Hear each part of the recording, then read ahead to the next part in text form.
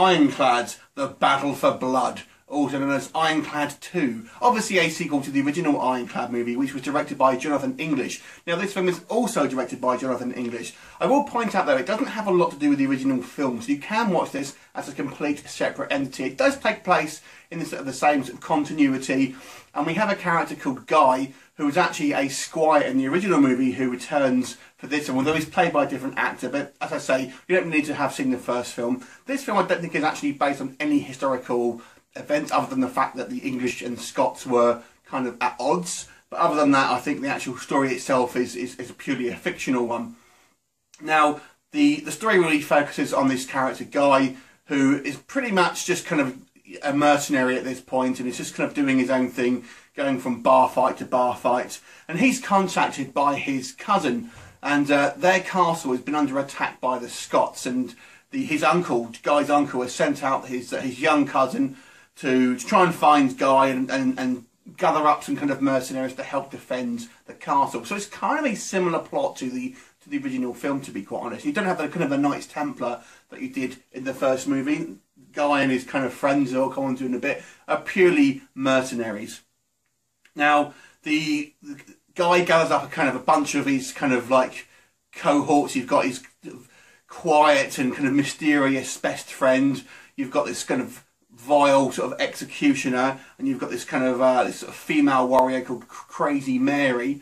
And basically, the bunch of them kind of go and find this castle that's kind of getting under siege by this kind of warlord and his kind of ravaging band of Scots barbarians, and obviously join sort of forces with them to help defend the castle. And there Guy meets his cousin, and it kind of sets up a bit of a kind of incestuous relationship. You've also got the lady who played Catelyn Stark from Game of Thrones as the aunt, so although she doesn't have a lot to do in this film, I've got to say.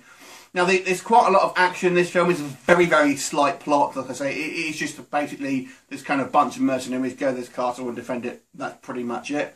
It is kind of just more or less the same film than the original film, although it does seem it's a lot cheaper. The actual fights, I would say, are pretty good. They're kind of well choreographed, and there's lots of kind of, medieval sword versus sword action and things like that.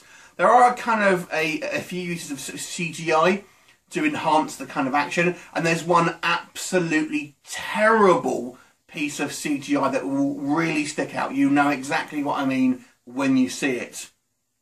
The main issue I have with this film is it is so cliche. It's so cliche in every kind of manner. The story is exactly what you're going to expect. People who end up dying, you know exactly they're going to die. People who survive, you know they're going to survive. Everything like that basically is kind of just cliche. The story goes exactly the way you think it's going to go. All the characters pretty much are stereotyped as well. You've kind of got the main character Guy, who's this sort of badass with a heart, who's had a troubled past. You've kind of got his mysterious best friend who seems to have this kind of like quiet mystery surrounding him. Things like that basically. All the kind of the bad guys seem quite ill-defined. And on the subject of bad guys, I think you'll find the end of this film a little bit perplexing about what actually happens in the climax. That I don't think it made a lot of sense personally. Now, like I said, this is pretty much a nonsensical movie, but it is kind of fun to watch. I actually, even though it's so cliche, I still quite like the kind of the action and kind of the characters and the performances. So it by no means is a bad film.